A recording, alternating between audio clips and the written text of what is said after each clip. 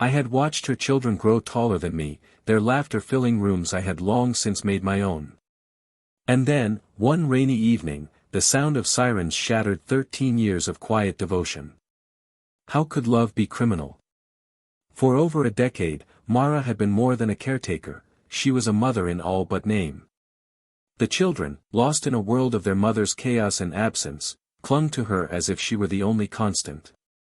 In a small, dimly lit house on the outskirts of town, Mara's life had settled into a routine of meals, homework, and whispered bedtime stories, until one night, everything she built began to unravel. The kitchen was quiet, except for the hum of the refrigerator and the faint tap of rain against the windows. I slid the curtains open just a little, enough to let the gray morning creep inside. It wasn't cold yet, but the damp air smelled of something older. Wet leaves, unfinished stories, and the faintest hint of iron from the storm drains outside. The children shuffled in one by one, yawns stretching wide across their faces, hair sticking up in wild tangles. I watched them pause at the doorway, balancing the weight of yesterday's laughter and today's quiet. Their shoes squeaked faintly against the linoleum floor as they found their seats at the table. I poured milk into the bowls, watching it swirl like clouds in a gray sky. The spoon rattled against the edge, and I realized I'd been holding it longer than I meant to, staring at how the youngest had outgrown his chair. Their small hands gripped the spoons like they still belonged to someone else, someone who had left and never returned. "They're growing faster than I can keep up with," I whispered, almost to myself. They didn't hear me, or maybe they did and chose to ignore it. The older one reached across for the syrup, knocking over a tiny puddle onto the table. He didn't apologize. I didn't scold. It was breakfast. It was ordinary. And yet, ordinary had begun to feel fragile. Outside, the rain was steady now, tapping a rhythm on the windows that matched the pulse in my chest. The gray light made everything seem softer, almost forgiving, but I could feel unease pooling in the corners of the room. The past has a way of finding its shadow in the simplest moments. A bowl of cereal, a laugh half hidden behind a cough, a glance that lingers too long. I reached for the knife to cut the bread, and the envelope on the counter caught my eye. It had been pushed through the door just moments ago, the postmark clear. Her handwriting precise and distant. I didn't open it. Couldn't. Not yet. And yet I couldn't ignore it either. I traced the edge with my finger, the paper smooth but weighted with history. The youngest laughed, a small sound that seemed too bright for the dim room. I looked at him, then the middle child, then the oldest, who was fiddling with his spoon as if it were a puzzle. They were changing. Less arguing, more shared jokes whispered under their breaths. But the shadows hadn't left entirely. I could see them in the way they glanced toward the door, in the tiny pauses before they spoke. I set the kettle on the stove, listening to the whistle of the water heating slowly, and I wondered when the ordinary became enough, and when it would no longer be enough. The envelope seemed to pulse with possibility, with threat. Maybe it was nothing. Maybe it was everything. I moved to pour the tea, careful, slow. The water hissed over the leaves. Steam rose, curling in the pale light. My hands shook just a little, not from fear, not yet, but from remembering all the mornings I had begun in silence, thinking it would be like this forever. "They're happy," I told myself. "At least right now they're happy." And yet, the thought felt like a question, not a statement. The rain picked up heavier now. It smeared the view outside, the fence posts bending under invisible weight. I wiped a drip from the counter and felt my heart twist. What does she want? What has she remembered or decided in the years she was gone? I turned back to the children. They were eating unaware, or maybe pretending to be, of the tension I could taste in the air. A spoon clattered against the bowl. Small laugh escaped me. Ordinary, fragile, a momentary reprieve. But the envelope still waited, indifferent, a silent sentinel on the counter. I thought of the first day I brought them here. Tiny hands, frightened eyes, no clue how heavy life could be, or how easy it was to love in silence. I had raised them quietly, day by day, until they were no longer children in the way they had been, until they began to trust someone who wasn't their mother. And now, I couldn't stop thinking about what that envelope might hold. Letter. Demand. Claim. And in the gray light of the kitchen, it felt alive. A shadow stretching across the floor like a warning I wasn't ready to meet. The oldest glanced at me. His eyebrows knit slightly, the way they always do when he feels my unease but can't name it. He didn't speak. The youngest leaned back in his chair, sighing, and I noticed how the middle one traced the grain of the table absent-mindedly. His mind elsewhere. I poured the syrup, slow, deliberate. The sound of it dripping into bowls filled the quiet. A fork clinked against a plate. Steam rose from the oatmeal, faint and curling like thoughts too heavy to voice. I considered the rain again, the gray morning, the weight of years I had carried quietly, the small victories no one noticed. And the envelope, her handwriting, her signature, her claim to a life I had protected in silence. I could feel my pulse in my ears, a slow drum beneath the ordinary sounds of breakfast. I couldn't know what it would mean. Could it undo 13 years in an instant? Could love and care, quiet devotion, be questioned this way? I finally touched it, just the corner, as if feeling it could tell me what it held. The paper was smooth, firm, cold. The weight in my hands mirrored the weight in my chest. I pulled back, unsure if I wanted to know, unsure if I could bear it. I looked at the children. They were laughing now, small, shared laughter that reminded me why I stayed, why I built this fragile normal. And yet, my hands hovered near the envelope. One day I would have to open it. One day the past would reach in, uninvited, and touch all of us.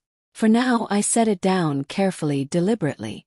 I took a deep breath, listening to the rain, the kettle, the quiet rhythm of ordinary life. Could the past I've protected finally find its way inside? Could the envelope be a beginning, or the end? I turned back to the children. They needed me now, even if only to make them breakfast, even if only to smile through the gray morning. I let the gray light wash over us, the rain tapping steadily against the windows, the world quiet, uneasy, waiting.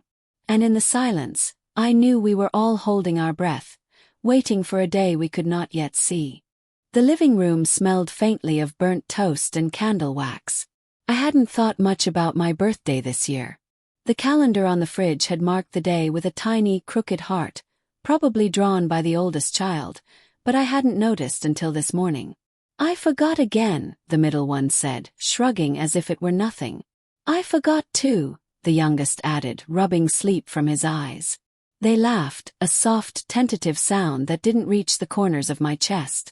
I smiled anyway, careful because laughter was easier than the tightness I felt. The clock ticked somewhere behind the hum of the refrigerator. Ordinary, I told myself. Ordinary. But ordinary had a way of pointing out the little stings you tried not to feel. I let them lead. They pulled me to the couch, strewn with blankets that smelled faintly of yesterday's rain. They'd stacked books into towers, lit a small cluster of candles, and arranged the scene with a sense of ceremony that was almost too earnest. The flames flickered against the peeling wallpaper, casting shadows that danced in rhythm with my unease. I watched them, quiet, while they fussed over the candles, counting down in whispered voices. I thought of all the birthdays I had missed in my own life, all the little celebrations that had passed like ghosts. And now, here I was, surrounded by children who didn't belong to me but had become everything. They wanted to celebrate me. I wanted to celebrate them instead.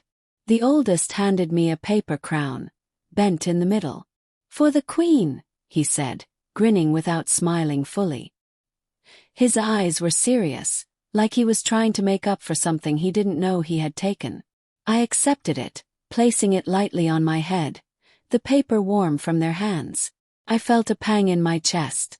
I didn't hear the phone at first. It rang somewhere upstairs, sharp and insistent. The youngest jumped at the sound.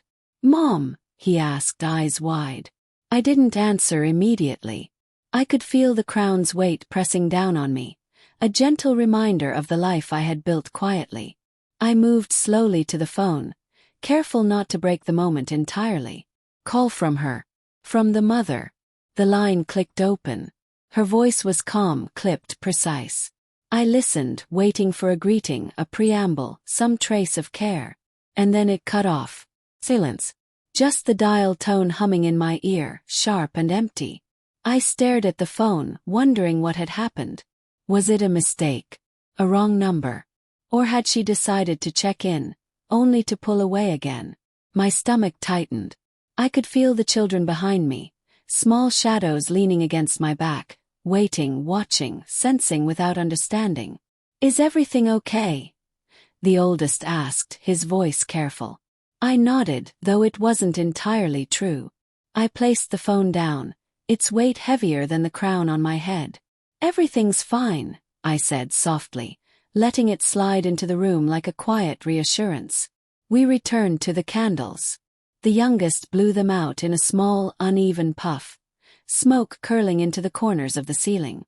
I watched it drift, thinking of all the days I had quietly protected them, all the little pieces of life I had stitched together. And then I wondered what it would take for someone else to unravel it in an instant. I poured tea for the three of us, careful not to spill. The steam rose in lazy spirals, carrying the warmth of the moment into the cool morning. I could hear their whispers, soft and careful, making up songs I didn't know the words to. And somewhere beneath it all, a tension hummed, quiet and persistent, like a thread waiting to pull loose. The middle one handed me a crumpled drawing, colors bright and bleeding at the edges. "Happy birthday," he said, voice barely above a whisper.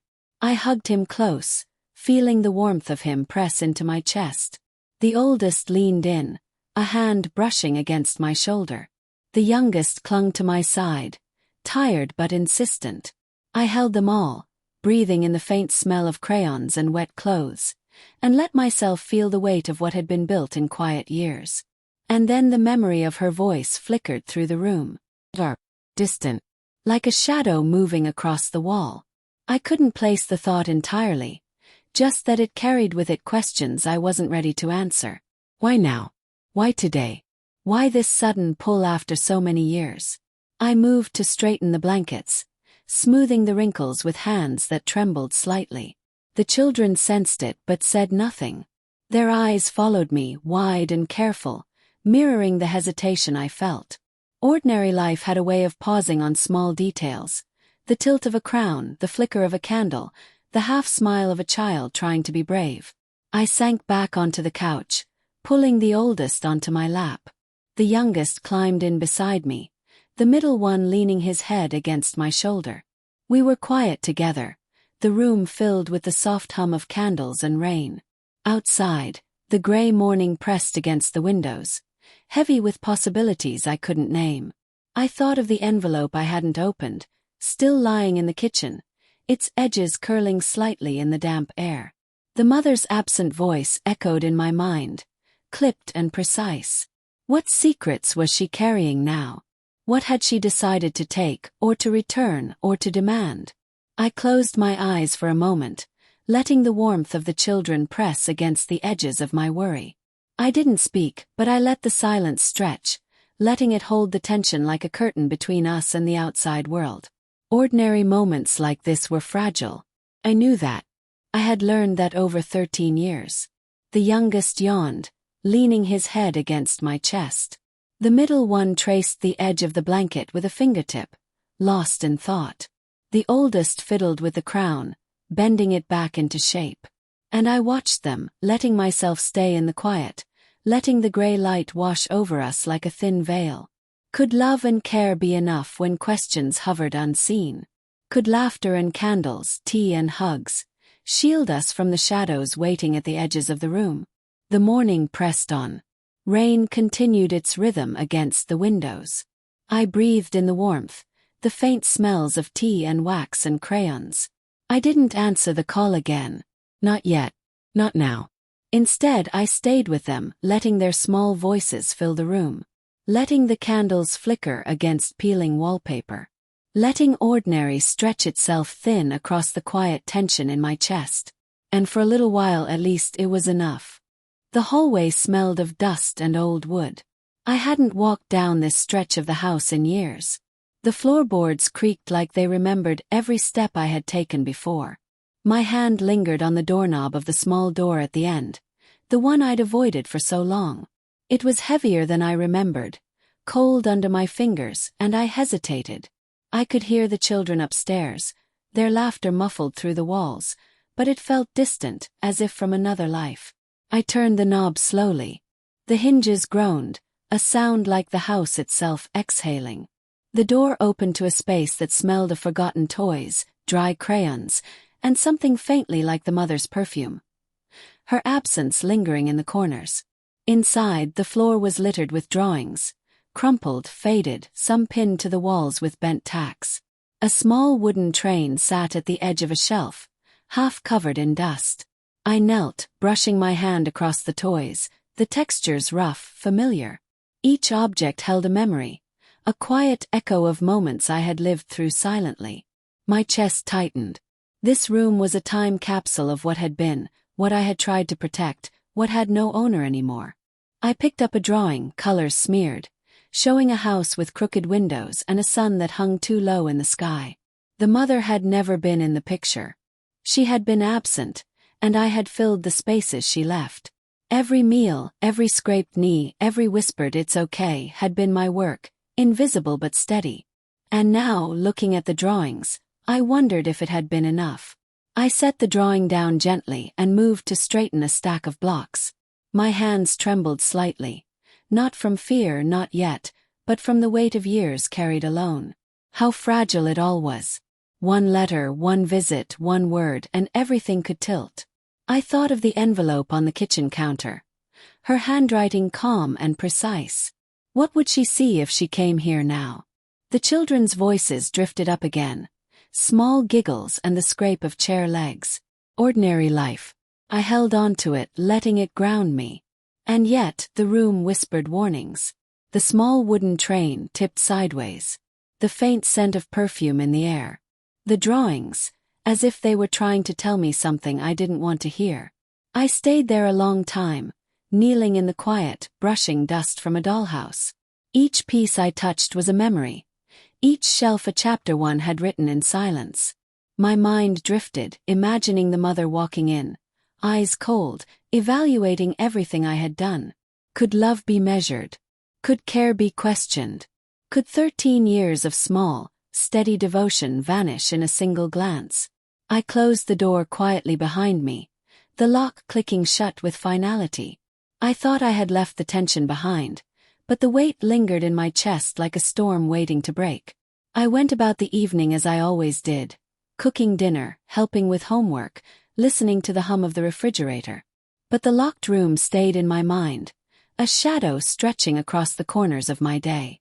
Night came slowly. The children were tucked into bed, their breathing steady, the sound of life in the house soft and rhythmic. I walked the hallway again, moving past the door, feeling the chill it carried even through the closed wood. And then, there was a knock. Muffled, hesitant, froze. The floorboards beneath my feet seemed to stiffen, holding their breath. My hands trembled slightly, though I told myself it was nothing. Who could be visiting at this hour? The children were asleep. The streets were empty, the rain long gone. Yet the knock came again, insistent this time, echoing off the walls. I swallowed, the sound of my own heartbeat loud in my ears. I approached the door slowly, each step deliberate. The house was quiet now, the familiar hum replaced by anticipation. My hand reached for the knob. The lock clicked under my fingers. Pause. I could feel the room behind me, its silence pressing against my back, holding the memories of every scraped knee, every whispered "it's okay," every small meal cooked in quiet hours. What had I built? What had I protected? And for whom? The knock came a third time, gentle but urgent, like a question posed too late. I inhaled, the air heavy with the scent of the evening. Dust, wax, faint traces of the children's shampoo, the lingering shadow of someone else's presence. I didn't answer immediately. I let the moment stretch, holding on to the quiet I had cultivated over years. My eyes traced the hallway, landing on the doorknob, the floorboards, the walls. Everything seemed ordinary yet charged. I wondered, not for the first time, what secrets the mother carried now, and whether her sudden concern would find its way through this quiet house, into the rooms I had made safe. I pressed my hand against the door, feeling its cold firmness, and whispered to myself, "It's just a visitor. Just someone who needs something. Not the end. Not yet." The knock stopped. Silence filled the hallway. Only the faint hum of the refrigerator drifted from the kitchen, distant and grounding. I stepped back, my fingers lingering on the door for a moment longer. I could feel the tension in my chest, tight and pulsing. The locked room waited. The envelope waited. The mother waited somewhere, carrying questions I wasn't ready to answer. I walked back to the living room, past the shadows and dust, past the echoes of toys and drawings, and sat down. The house exhaled around me, creaking gently, settling into night. I stared at the quiet hallway, imagining the shapes of what could come through the door, what could return to claim what I had held so carefully. I closed my eyes, letting the weight of the years press down softly, and tried to breathe.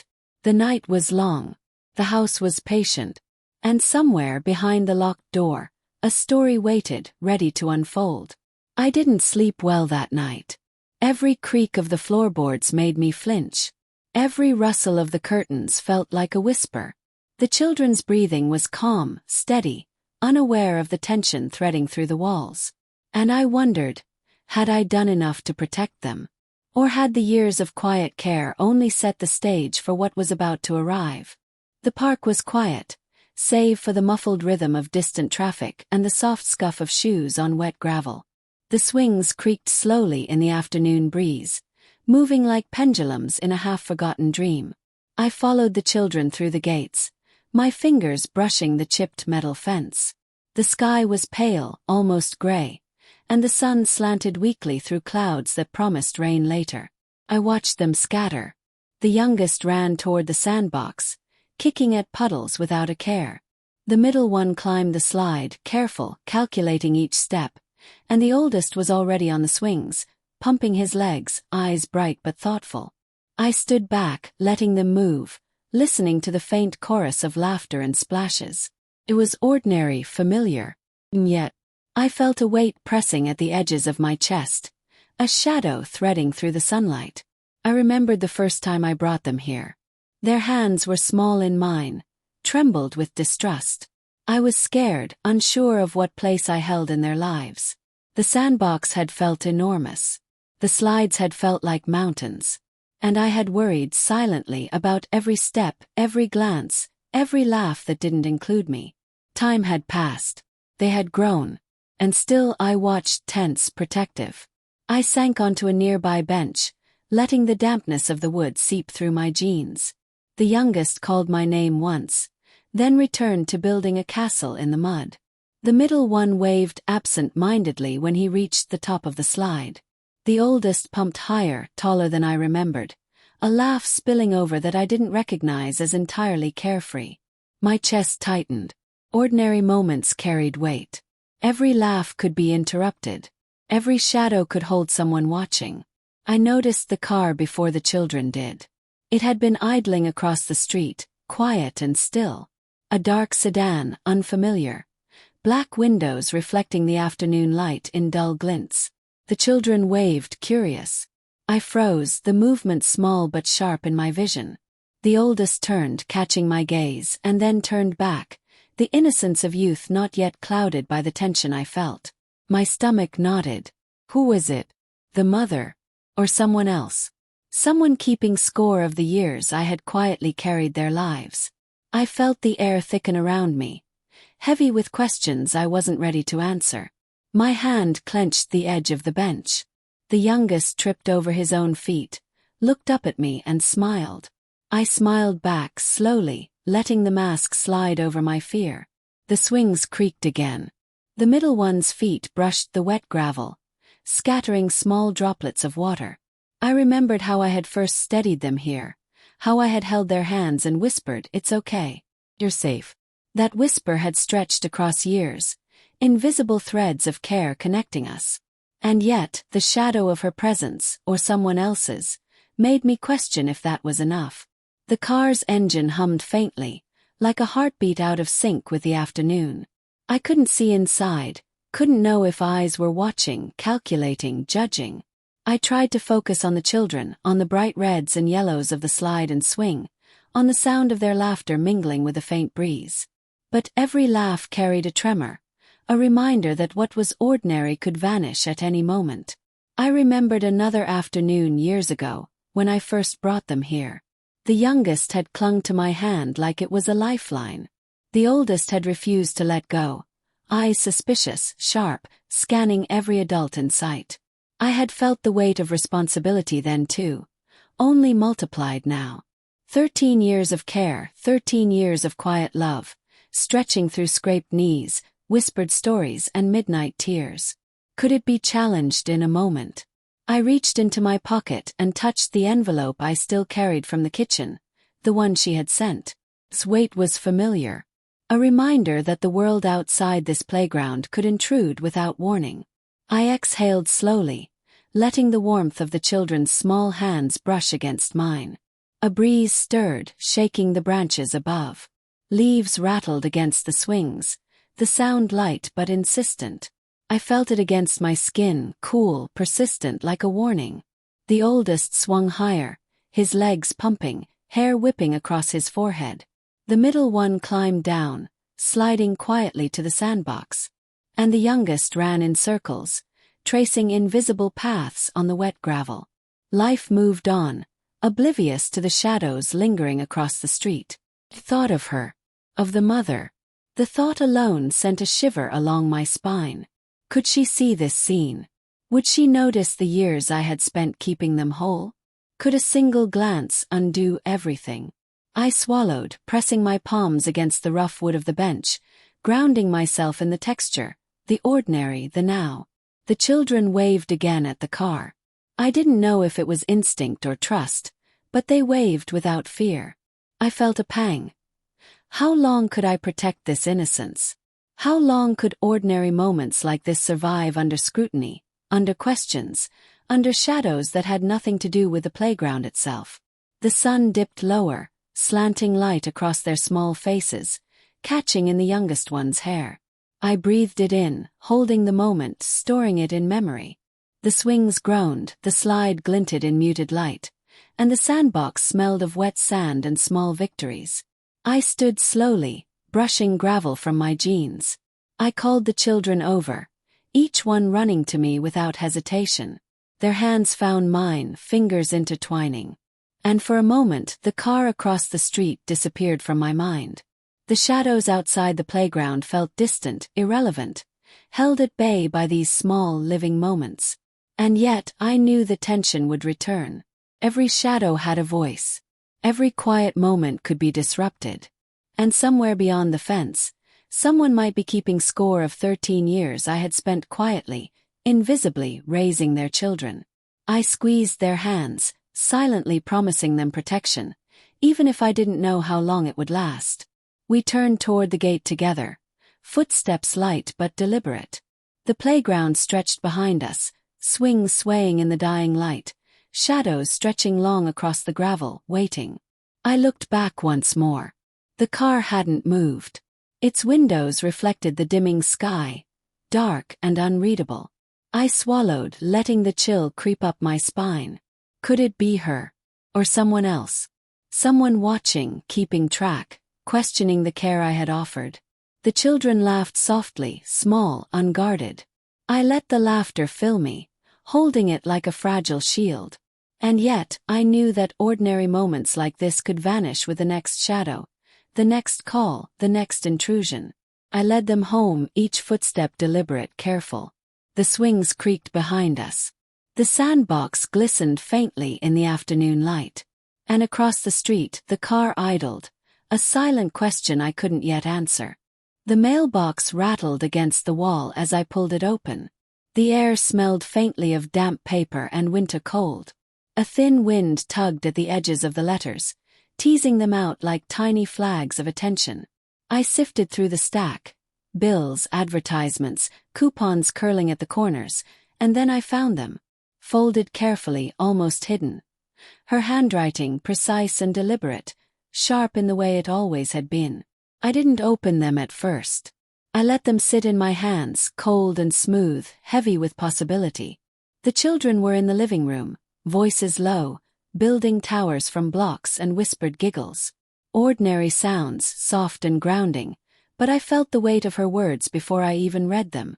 I let out a quiet sigh, the envelope trembling in my fingers. I sat down at the kitchen table, the wood cold against my palms, and unfolded the first letter. Her words were polite, structured, almost distant. But beneath the calm veneer was a quiet insistence, a subtle reminder that she was still present, still noticing, still measuring. Every sentence twisted inside my chest, a slow burn like a candle flickering against the wind. The second letter fell open easily, her handwriting neat, sharp, precise. She questioned things I had assumed were mine to do. Meal plans, school choices, bedtime routines.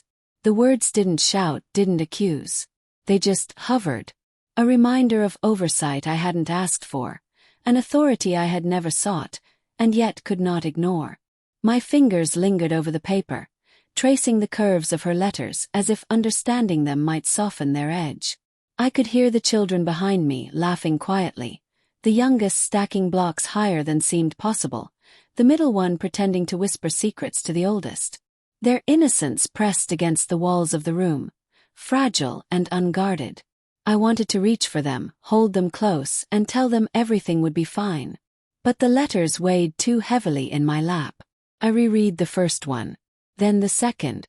My chest tightened. Could she see what I had built? Could she understand the life I had carved out quietly over 13 years? Or would she see only what she had left behind, only what she thought she could reclaim? The words seemed to dance between calm civility and a quiet threat, each sentence a thread tugging at the edges of security I had worked so hard to maintain. I looked up at the children. The youngest was balancing 2 blocks in each hand, grinning when they didn't fall. The middle one had sprawled across the floor, coloring silently, his brow furrowed in concentration. The oldest leaned against the sofa, carefully lining up his army figures. They didn't notice my hand shaking slightly, or the pale color creeping across my face. They only noticed that I was still there, still part of the ordinary hum of their lives. And yet, the letters whispered to me. How far could she go? How many boundaries would she cross to reclaim what I had raised? I set the first one aside carefully, then the second. My fingers lingered on the table, tracing invisible lines between the envelopes, the children, and the quiet, tense space that filled the room. The air felt heavier suddenly, thicker, as if the walls themselves had leaned in to listen. The hum of the refrigerator, the muted tick of the wall clock, the soft scuffs of small feet on the rug. Everything became amplified against the tension in my chest. I tried to focus on them, tried to let ordinary life carry me through.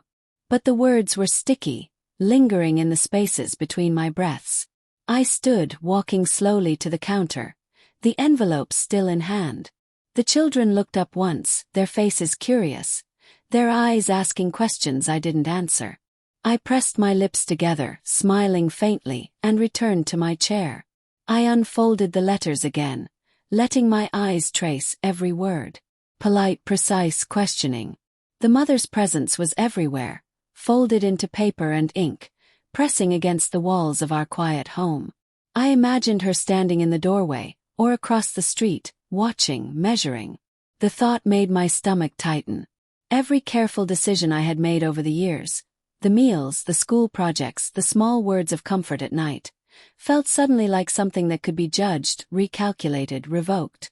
And I wondered, not for the first time, if 13 years of care could be questioned in a single letter. The youngest wandered over, balancing a precarious tower of blocks. "Are you okay?" he asked softly. I nodded, brushing his hair back with a hand that trembled slightly. He didn't press further, trusting my nod, trusting the ordinary calm I offered. I smiled faintly, holding on to that trust as if it were a shield against the quiet weight pressing down from the letters. I reread the words one last time. Polite sentences, gentle reminders, questions framed as civility. And yet the edges cut sharp. I felt a pang of betrayal, subtle but persistent, threading through the warmth of the children's laughter. Could she know how hard it had been to fill her absence? Could she know the nights I stayed awake, the small triumphs, the tiny consolations that no one else saw? I folded the letters slowly, setting them beside the bills. Their weight pressed into the table like a quiet accusation. I looked at the children again. They were playing, completely absorbed, unaware of the tension hovering over our small living room. I breathed in, letting the ordinary fill me, letting their small, unguarded moments offer a fleeting shield. And yet, I couldn't shake the questions. How far would she go? How many steps would she take to reclaim what I had quietly built? The thought made my hands curl into fists, not in anger, but in fear. Fear of what was outside, waiting, watching, ready to interrupt the fragile rhythm of our days. I rose again, placing the letters into a drawer, the wood cool under my fingertips. I tried to store the fear with them, to leave it behind, to step back into the quiet rhythm of ordinary life. But even as I turned toward the children, the shadow of the words lingered, hovering in the edges of the room. The youngest tripped over a block, laughing. The middle one tipped over a tower, groaning softly, only to rebuild it immediately. The oldest lined up his figures again, precise, careful, unbothered by the invisible weight pressing down on the rest of us.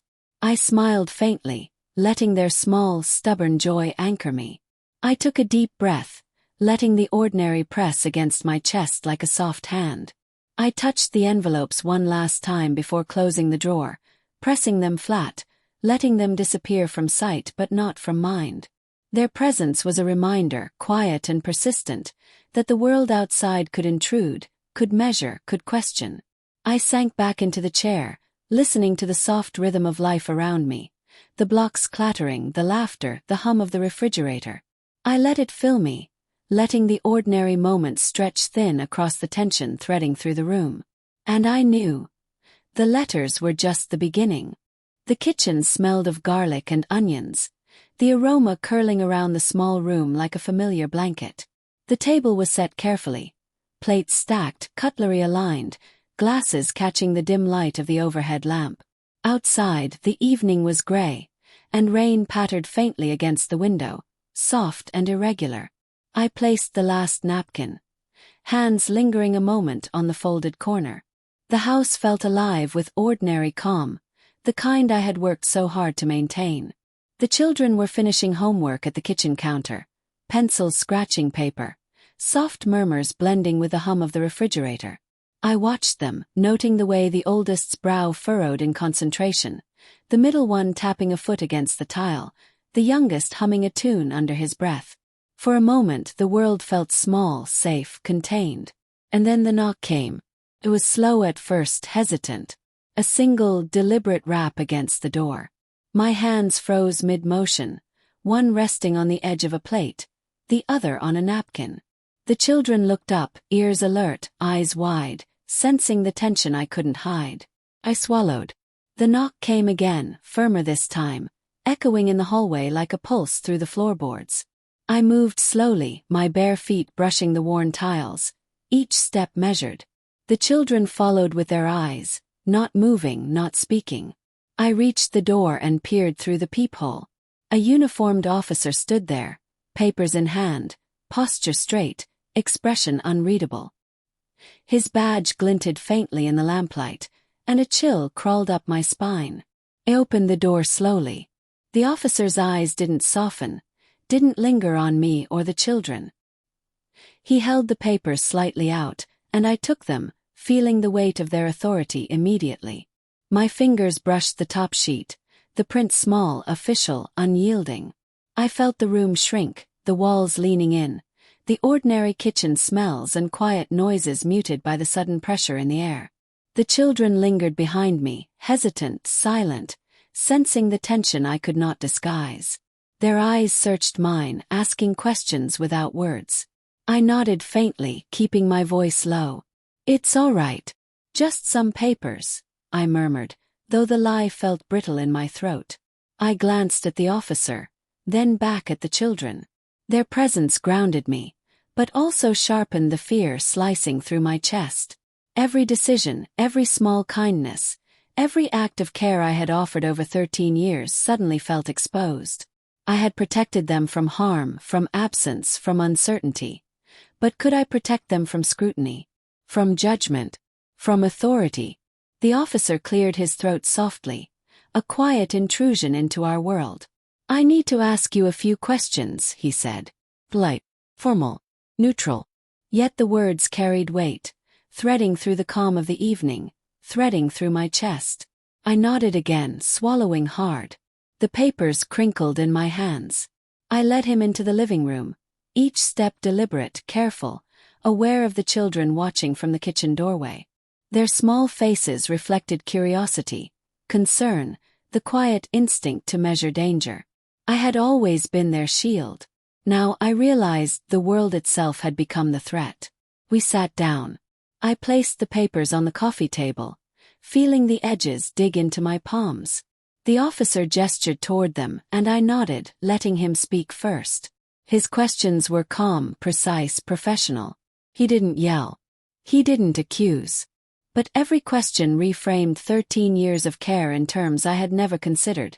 Legality, custody, authority. Every answer I offered was measured, careful, yet weighed down with fear.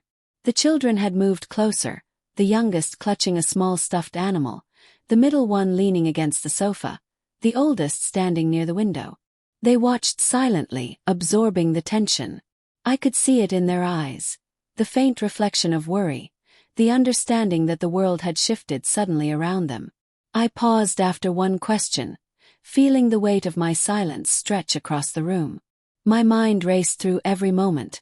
The scraped knees, the sleepless nights, the whispered consolations, the birthdays quietly celebrated, the lunches packed, the tears wiped away. Each act of love suddenly reframed in the cold language of authority. Could they see the caregiver? Or only the shadow of suspicion? The officer's pen scratched across a notebook, each mark deliberate, formal, impersonal. He glanced up at me once, his eyes steady. I met his gaze, and for a moment, I saw nothing but procedure. There was no understanding of years spent filling absence. No acknowledgement of small victories or invisible sacrifices. Only questions, papers, and the silent, pressing weight of judgment. I could feel my chest tighten. The children shifted subtly, the youngest pressing closer, the middle one tapping his foot nervously, the oldest folding his arms. I reached for their hands, holding them lightly, a tether to the ordinary amid the intrusion. The officer didn't notice. He was focused on the facts, the dates, the forms. But I could feel the tension, threading through the room like a cold draft. Time stretched. Every answer I offered was slow, deliberate, careful not to give him reason to question my intentions. The children watched, absorbed in the stillness, their quiet presence both comfort and reminder of what was at stake. Could authority see the life I had built, the years of care, the quiet love? Or would they only see someone standing in place of a mother, someone who had crossed invisible lines in the eyes of the law? Finally he stood, papers folded neatly in his hand. "Thank you," he said, voice neutral. Polite, formal. I nodded, gripping the edge of the sofa, letting my body release a slow exhale I hadn't realized I had been holding. He left quietly, the door clicking shut behind him, leaving a silence that felt heavier than the knock had. I sat with the children for a long moment after, the hum of the refrigerator and the faint tick of the wall clock filling the room. The plates for dinner still sat on the table, untouched. I reached for them slowly, tracing the edges with my fingers. Ordinary life pressed against the tension, fragile but stubborn. The youngest whispered, "Is it over?" I nodded softly, holding his small hand, letting the ordinary calm settle over us like a tentative shield. The middle one leaned against me, the oldest resting a hand on my shoulder. Together we breathed in the silence, the soft reminder that the world outside might intrude, but here, for now, we were still whole. I glanced at the table. The meal waited. The plates, the smells, the simple act of gathering for dinner. It was ordinary, yet now charged with new weight. The evening stretched ahead, fragile, uncertain but alive. And I knew, somewhere beyond the closed doors, questions lingered, and the life I had built could still be tested in ways I couldn't yet imagine. I lit the candles anyway, letting the warm glow spread across the table, across the children's faces, across the quiet tension pressing into the room. Shadows flickered on the walls, dancing softly, like reminders that ordinary moments could persist, even under scrutiny, even under fear. And as we sat together, hands brushing lightly, eyes meeting quietly, I realized, what the authorities saw might not matter as much as the life we held here, small, fragile, and stubbornly alive. But outside the window, the rain had grown heavier by the time we returned to the living room. It drummed a steady rhythm against the windows, cold and insistent. The sky had deepened to a gray that swallowed the edges of the house. I could hear it in every corner, the patter on the roof, the slide of water along the gutters. I sat on the edge of the sofa, the children close by, quiet, small, their eyes searching mine. The officer's notebook rested on the coffee table, open, his pen poised. He didn't smile. He didn't soften. Just the quiet presence of authority, precise, unyielding. "Tell me about your role with the children," he said. His voice was calm, professional, but the weight behind it pressed down, threading through the air like the rain outside. I took a slow breath, letting my fingers brush the children's small hands, grounding myself. Their eyes met mine, curious, concerned, wary. I swallowed, feeling the heavy responsibility of answering, not just for myself, but for them. I raised them, I whispered. I've been there for every scraped knee, every late-night story, every birthday. Every moment no one else was there. The youngest shifted, leaning against my leg. The middle one traced the edge of the rug with his finger. The oldest sat up straighter, attentive, as if sensing that my words carried more weight than the room could hold. I looked at each of them briefly, memorizing the small details. The way the light caught the youngest one's hair, the furrowed concentration on the middle one's brow, the quiet steadiness of the oldest. Kept speaking slowly, deliberately. I cooked their meals. I made sure they got to school. I read to them at night, even when I was exhausted. I celebrated birthdays when no one remembered. I tried to be everything they needed, even when it wasn't easy. Every choice, every decision I made for them. Because they were my responsibility. Because I loved them. My voice trembled slightly, soft, but deliberate. The officer scribbled notes silently. His eyes didn't soften, but I caught glimpses of the questions in his gaze. Authority meeting lived experience. He paused, pen hovering over the paper. And the mother? Where was she during this time? He asked quietly, formally.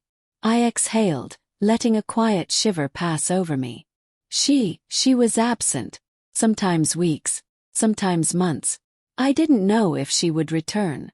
I didn't know if she cared. So I stayed. I stayed for them because no one else would. I didn't want them to feel abandoned. Not again. A hush fell over the room. The children didn't speak. They just watched, their faces small mirrors of my own tension, their eyes wide, absorbing every pause, every trembling syllable. I felt the weight of their worry pressing down on me. Responsibility not just for their lives, but for their emotions, their safety, their sense of belonging. Outside, the rain intensified, tapping against the windows in a sharp, insistent rhythm. The sound echoed in my chest, matching the tension I had carried for years, now laid bare. I traced a line along the rim of my coffee cup, my fingers brushing against the cold ceramic, letting the ordinary weight of it ground me. And yet, the questions remained, hovering, insistent, a quiet storm in the room alongside the one outside. The officer asked about everyday life. Bedtime routines, school projects, how I handled arguments, how I comforted them when they cried. I answered quietly, recounting scraped knees patched with bandages and kisses, bedtime stories read softly under dim lamps, lunches packed with care, little triumphs celebrated quietly to keep their spirits steady. I let my voice carry the weight without melodrama, letting the truth stretch between us. The oldest shifted slightly, leaning forward, eyes intent. I met his gaze, feeling the responsibility of not just answering questions, but holding him, holding them all, through every silent fear and small hope. The middle one pressed closer to the youngest, holding his small hand, grounding each other in this quiet storm. I felt their presence, fragile and steadfast, and it strengthened the words I spoke. I could feel the tension threading through the officer's questions, stretching across the room like the heavy damp of the rain outside. Every answer reframed my care in terms of legality and authority. Every detail, small victories, quiet triumphs, moments of tender guidance, was now under scrutiny. I swallowed. Could they see what I had built? Could they understand the life I had carried, silently, with no one watching but the children? The officer paused. His pen hovered above the paper, scratching faintly against the notebook. He didn't speak for a long moment, and in that silence I realized something. I had told the truth. Not a story polished for approval, not a narrative softened for comfort. I had laid bare 13 years of care, of attention, of love stitched into the small, ordinary moments of life. The rain outside fell harder, a steady drum echoing the beat of my chest. The children stayed close, holding the small fragments of calm we had left together. I exhaled slowly, letting my body release some of the tension that had built over weeks, months, years. The ordinary rhythms of life, the soft hum of the refrigerator, the ticking clock, the occasional clap of thunder, filled the quiet spaces between the words. Finally, the officer closed his notebook. He looked at me once, neutral, formal. "Thank you for your honesty," he said. Polite, professional. I nodded, a slow, measured movement, holding the children closer, feeling the weight of responsibility lighten, if only slightly. The youngest rested his head on my arm. The middle one leaned against my side. The oldest sat upright, eyes alert, small fingers brushing the edge of the sofa. I breathed in their presence, the ordinary, the quiet, fragile heartbeat of our small family. And I realized, my truth had been enough for now. The rain outside slowed, softer now, a gentle patter that reflected the tentative calm inside. The officer stood, gathering his papers. His footsteps echoed faintly on the wooden floor. And then he left, the door clicking softly behind him, leaving us alone in the quiet aftermath. I traced my fingers along the children's hands. The storm, outside and within, had not passed completely, but it had shifted. Ordinary moments, laughter, whispered games, the warmth of closeness, still existed, persistent and stubborn. I felt the weight of 13 years, and for the first time, it didn't feel entirely fragile. The children looked at me, eyes wide, waiting, small hands reaching for mine. I held them softly, letting the quiet settle like a soft blanket over the room. Outside, the rain eased into a gentle drizzle, tapping against the window in muted rhythm, carrying the faint echo of questions still to come. And I knew in the depth of that quiet, that truth, my steady, ordinary, painstaking truth, was what would carry us through the storm ahead. Rain began again, soft and irregular, tapping against the glass like a distant question, like the knock that had started it all. The rain had eased to a thin drizzle, leaving the porch slick and the air heavy with damp. I was stacking the dishes from the interrupted dinner, moving slowly, each plate deliberate, when the doorbell rang. Not the knock I'd expected, soft, hesitant, but the sharp chime of a bell that cut through the quiet. My heart tightened immediately, a cold pulse under my ribs. The children froze mid-motion, small heads turning toward me, instinctively aware. I set the last plate down. The air felt thick, each breath damp with tension. I moved toward the door, barefoot, toes brushing the wet rug. The children followed slowly, their hands brushing the edges of the wall, holding on to familiarity. When I peered through the peephole, I saw her, composed, distant, standing under the dim light of the porch. Her coat was neat, hair perfectly arranged, eyes steady but unreadable. Everything about her suggested control, a quiet power that demanded attention. Open the door. The smell of rain outside mixed with the warmth inside. She didn't step forward. We stood, separated by the threshold, the space between us charged with years of silence. My chest tightened, and I could feel the children behind me, pressed close, small bodies seeking reassurance. Their hands clung to mine, and I realized just how much this moment might shift the fragile balance we had maintained. "Hello, Mara," she said, voice even, careful. Polite but precise. A thin smile flickered at the edge of her lips, but her eyes never softened. I swallowed, letting a small nod replace words I didn't yet trust. "Hello," I murmured. The words felt brittle in my mouth, echoing faintly against the doorframe. The children instinctively moved closer, younger arms wrapping around legs, leaning into my side. I could feel their small hearts hammering, their trust pressed into my hands. I had raised them, protected them, loved them, and now the woman who had created their beginnings stood in front of us, questioning everything silently. "I wanted to see them," she said. The words were simple, but the weight behind them pressed on me like a shadow. I thought it was time. I nodded slowly, not lowering my guard. What time? Time for what? I felt every year we had shared, every quiet act of care, hanging between us like fragile glass. Her eyes flicked briefly to the children, measuring, calculating. I noticed the way the youngest's fingers tightened around my leg, how the middle one straightened with sudden alertness, and the oldest's gaze sharpened, protective. The invisible tug-of-war began before any words were spoken, the children caught in currents neither fully understood. I began, but the words faltered. Care, I realized, was not enough. Years of feeding, tending, comforting. None of it could stand in place of authority, of biology, of law.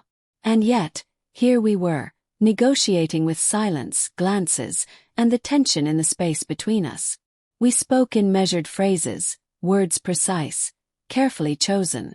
Each sentence a balance of civility and accusation, each pause thick with unspoken history. I told her nothing she didn't already know, yet every sentence felt like a confession. My role, my care, my love, they were now threads in a tapestry that could be read as possession. Could love be misunderstood? Could protection be mistaken for overreach? The children shifted under my arm, sensing the currents but not their source. The youngest pressed his cheek against my side. I felt his small warmth, the quiet reassurance of life we had built together. Yet fear lingered at the edges. Fear of loss, of judgment, of the invisible authority she carried with her presence alone. "I just want to be part of their lives," she said softly. It was a quiet plea, but laced with steel beneath the civility. I could see it, the careful balance of politeness and control, the invisible claim she pressed upon us. My heart tightened further, each beat echoing years of care suddenly reframed. I nodded quietly, not stepping back but not inviting forward. "They are happy," I said softly. "Safe. And loved." The words were true, but now fragile, floating in a space that could be questioned, challenged, dissected. Love, I realized, could be a shield or a target. Her gaze lingered on me, scanning, evaluating. The silence between us became almost tactile, each second stretching, weighted with what could not be spoken. I could see her calculation, the quiet assessment of 13 years of life, of care, of small victories stitched into everyday moments.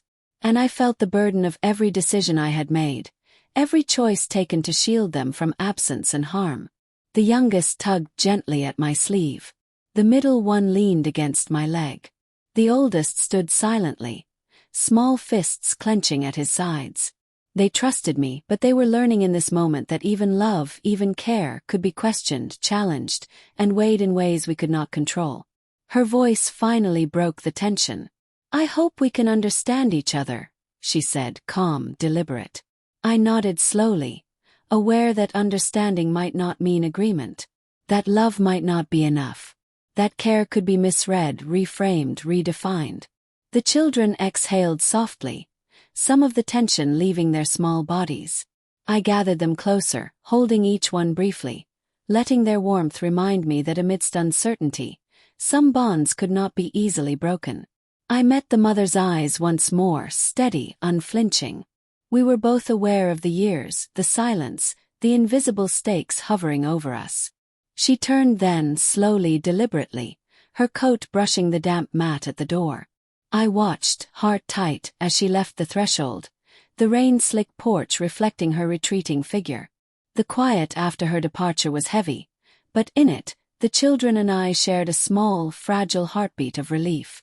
I closed the door slowly, pressing a hand against the wood as if to ground myself. The children clustered close, small hands intertwined with mine. Outside, the drizzle continued, soft, persistent, echoing the faint pulse of fear and relief. I realized that care alone could not protect us, but the life we had built, small and steadfast, might endure in ways we could not yet see. And in that quiet moment I understood. The storm was not over. But we had weathered another front. Love remained, fragile but present, and together, we would face whatever was coming. Uncertain, measured, yet undeniably ours. The house was quiet. The kind of quiet that feels heavy, like the air itself is holding its breath. The children slept in their rooms, small shapes curled under blankets, chest rising and falling with soft, steady rhythm. Outside, the wind rattled the windows, and the rain pounded against the roof in uneven bursts, a storm echoing the tension inside my chest. I sat in the dim glow of the hallway, leaning against the wall. My hands rested in my lap, clasped tightly, and every creak of the floorboards beneath me made me flinch. The shadows in the corners of the room seemed to stretch toward me, reaching with silent fingers that whispered questions I didn't want to answer. Would all the years of care vanish in a single moment? Could everything I had built, meals, stories, bandaged knees, bedtime hugs, be reduced to paperwork, judgment, and a fleeting claim of authority? The house smelled faintly of rain mixed with dinner left cooling on the stove, the comforting ordinary mingling with the heavy tension that had settled over us. I traced my fingers along the wall, feeling the rough texture beneath my skin, grounding myself in the tactile, the familiar. The quiet was almost unbearable. I could hear the children breathing, soft and steady, yet it felt like they carried the weight of my anxiety in every small exhale. I remembered today, the mother at the doorstep, composed, distant, her eyes assessing, measuring. The officer's questions, polite but sharp, threading unease through the air. Every word I had spoken now seemed fragile, like they could shatter under the weight of judgment. I wondered if justice and love could coexist in this world, or if they were always in tension, a fragile balance that one wrong move could tip. I shifted slightly, the floor creaking under me, and the sound startled me, though I was alone. The children stirred slightly in their sleep, small murmurs, the faint rustle of blankets. I held my breath, listening, aware that even the smallest sound felt amplified in the darkness. My mind wandered through the 13 years I had spent shaping their lives, wondering if care alone could protect them from the forces now knocking at our door. The rain beat harder against the windows, a constant drum, matching the pulse in my temples. Shadows danced across the walls, flickering with the motion of branches outside, and I imagined them as ghosts of possibility, the paths we might lose, the lives we might be forced to relinquish. I thought of every scraped knee, every story read under the dim glow of a bedside lamp, every small victory stitched together with quiet attention. Could all of it be questioned? Could all of it be erased? I rose slowly, moving toward the living room where the light of the hallway barely reached. Each step was deliberate, careful, as if the floor itself might betray me. I passed the doorway of the children's rooms and paused, listening. The youngest shifted, murmuring in his sleep. I pressed a finger to my lips and smiled faintly, a gesture unnoticed in the dark. I sat in the living room, letting the rain and the shadows envelop me. I thought about the mother, her composure, the calm precision of her words, the quiet threat in her gaze. She had arrived at the doorstep as if claiming a right, measuring 13 years of care with a glance. I had answered with truth, with quiet honesty, but now, in the stillness of night, that truth felt fragile, like a candle flickering in the wind. The storm outside mirrored the storm inside me. The wind hissed through cracks in the windows, rattling the frames. Water dripped from the eaves, landing in the gutter with a hollow thud. I imagined the children waking to a world where my care was no longer enough, where their home felt uncertain, their safe space questioned. I thought of the nights spent soothing fears, bandaging knees and reading stories, and wondered if all that could be misread, misunderstood, or dismissed. I pressed my hands to my face, feeling the tension in my jaw, the tightness in my chest. My breath came slowly, deliberately, in an attempt to calm the rising tide of panic. I had built this life piece by piece, year after year, and yet the night reminded me how fragile it all could be. How quickly the ordinary could be shattered by questions, by authority, by doubt. I thought about the children, how small they were in the world, how much they relied on me, how easily they could be caught in the crossfire of claims and counterclaims. My gaze wandered to their rooms, the faint light from the hallway illuminating toys, a backpack left by the door, a book half opened on the floor. These were the small, ordinary details that carried the weight of our lives, yet I feared they could be swept away without notice. I imagined tomorrow, the questions, the decisions, the unseen judgments that would follow. And I realized that no matter how carefully I had lived, no matter how gently I had raised them, the uncertainty of the world could intrude, reshaping the life we had built together. I could protect them in my arms, in my words, in the rhythm of everyday care, but I could not shield them from the world outside these walls. The rain softened, a gentle patter now, but the storm in my chest had not abated. I sank to the floor, knees drawn close, and let my head rest against my folded arms. The shadows in the corners of the living room shifted with the wind, flickering like silent witnesses to my unease. I could hear the faint tick of the clock, a reminder that time moved forward even as uncertainty held us in place. I reached out toward the children's rooms, small hands brushing the air between us, a silent promise. I would hold them through the storm, through questions, through fear. I would be the anchor, the quiet presence, the steady heart in a world that might not understand the depth of care we had shared. Hours passed like this, time measured by the rain and the creak of the floorboards, by the small, steady breaths of the children. I remained on the living room floor, aware of every sound, every shadow, every heartbeat. The night was long and the future uncertain, but the children slept, and for now that was enough. Finally, I leaned back against the sofa, letting my eyes close briefly. The storm outside softened to a distant murmur, a rhythm that matched the quiet pulse of our small family. And in that fragile calm, I realized that love and justice might not always coexist peacefully, but they would always be intertwined with the choices we made, the care we offered, and the quiet courage to face the unknown together. And as the night stretched on, the uncertainty remained, but so did the faint, stubborn heartbeat of hope. The morning arrived soft and gray, the kind of light that slips in through curtains without announcing itself. The rain from last night had faded into a pale drizzle, leaving the air damp and still.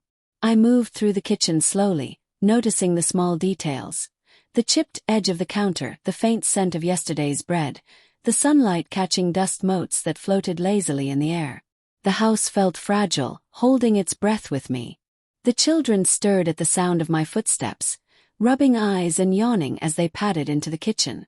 Their hair was messy, pajamas twisted, small sighs escaping as they climbed onto chairs. I watched them quietly, letting their ordinary morning routines ground me.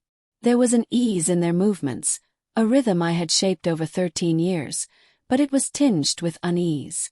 They sensed, even now, that something hung over us like a shadow.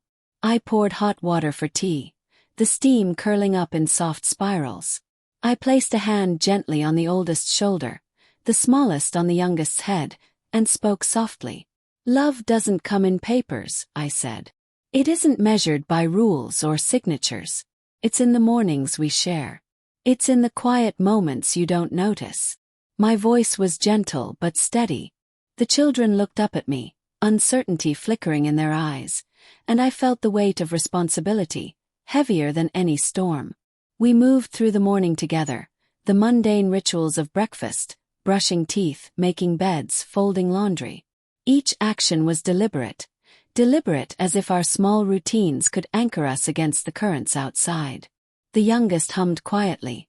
The middle one stacked blocks in careful towers.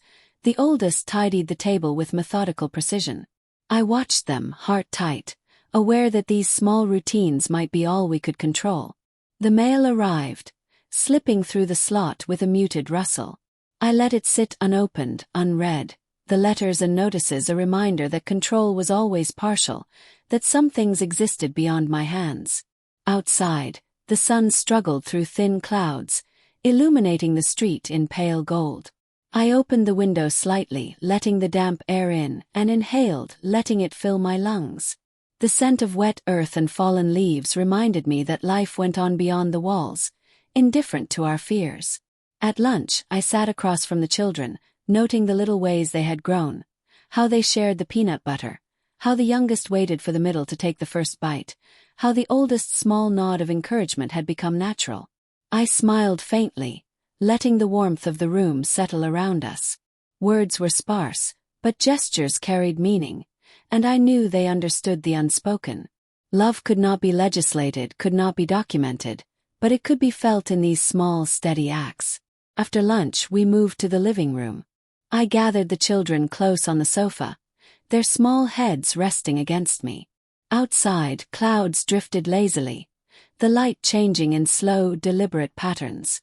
I spoke softly, more to myself than to them. I can't control everything, I said. I can't hold on to what isn't mine to keep. But I can hold on to you. The words felt fragile, yet necessary. Survival, I realized, might require letting go of battles that could not be won.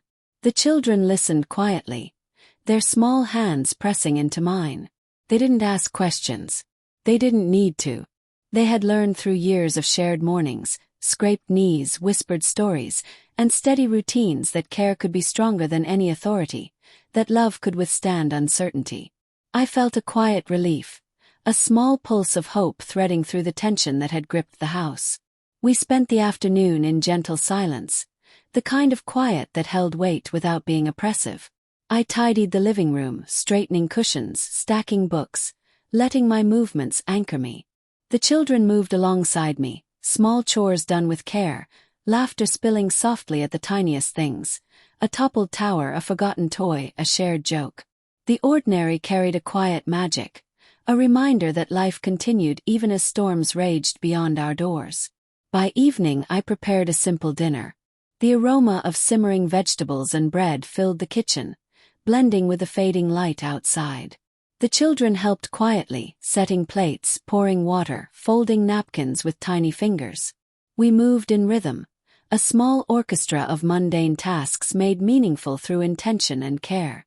I realized that these moments, stitched together, were the foundation of our world, stronger than any paper, any authority, any fleeting claim to possession. After dinner, we gathered in the living room again. The oldest curled against my side. The middle one rested their head on my lap. The youngest lay sprawled on the rug, eyes half closed. I watched them, the soft rhythm of their breathing a counterpoint to the uncertainty that lingered outside. The house hummed with quiet life, each creak of the floorboards a reminder that time moved forward, that we moved forward, even if slowly, even if cautiously. I reflected on what I could control and what I could not. The mother's presence, the officer's questions, the weight of authority. They existed, but they did not define the love we had shared. I could not hold the world at bay, but I could hold the children steady and safe in the only way that mattered. And in that, I found a fragile calm, a quiet decision to focus on what endured rather than what threatened. Night fell gently, the sky darkening to a deep indigo. The children settled into their rooms, small lights casting soft glows. I moved through the hallway slowly, checking each door, a hand resting briefly on each doorknob, listening to the faint murmur of breathing. Outside, the wind whispered through the trees, the world continuing in its indifferent rhythm. I paused at the window, looking out at the quiet street, and let a small sigh escape. The house was filled with ordinary life, light spilling across floors, the faint scent of bread, the soft sounds of blankets and breathing.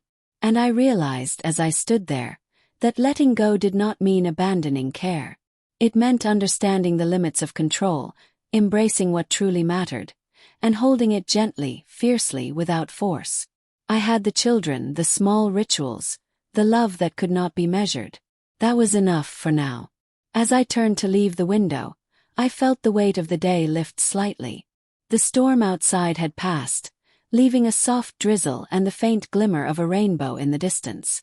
I exhaled slowly, letting the quiet settle around me, carrying with it a fragile hope. Tomorrow there would be questions. Tomorrow there would be challenges. But tonight, in these quiet decisions, we had found a small peace. And in that moment, I understood that survival did not always mean winning battles.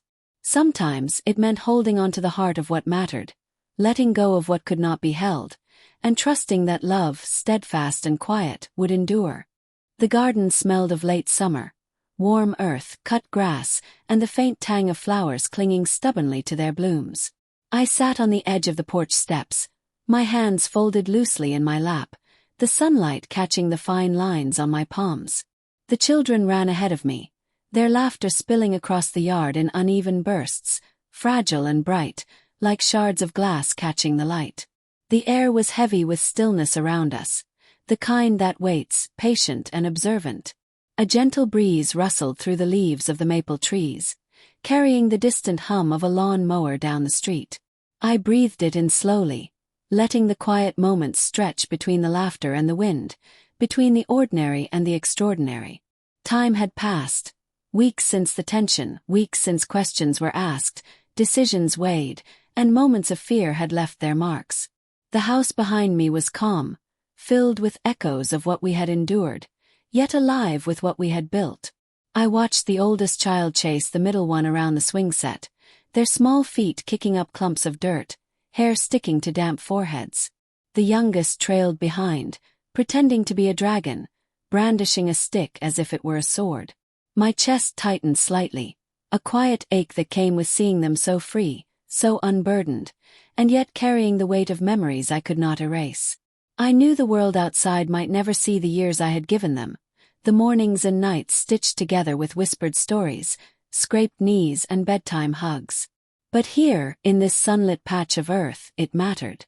I leaned back slightly, letting the warmth of the sun settle on my shoulders. The wooden porch beneath me creaked like it remembered, each groan a small echo of lives lived within these walls. I thought about the mother, the presence that had once cast a shadow over every routine, every gentle act of care, and how, slowly, her demands and absences had become part of the rhythm, like a tide that rises and recedes. She was no longer constant, no longer pressing, yet her influence lingered, a quiet reminder that love is complicated, sometimes unrecognized, and sometimes unappreciated. I reached out, touching the edge of the door frame beside me. The paint was chipped in places, the varnish dulled from years of use. My fingers lingered on it, feeling the texture of age and patience, and then I left it slightly ajar. A door open, small and deliberate, like an invitation, not to forget the past, not to erase what was difficult, but to allow possibility in. To let life and connection slip through, one gentle step at a time. The children's laughter rose and fell in the afternoon light.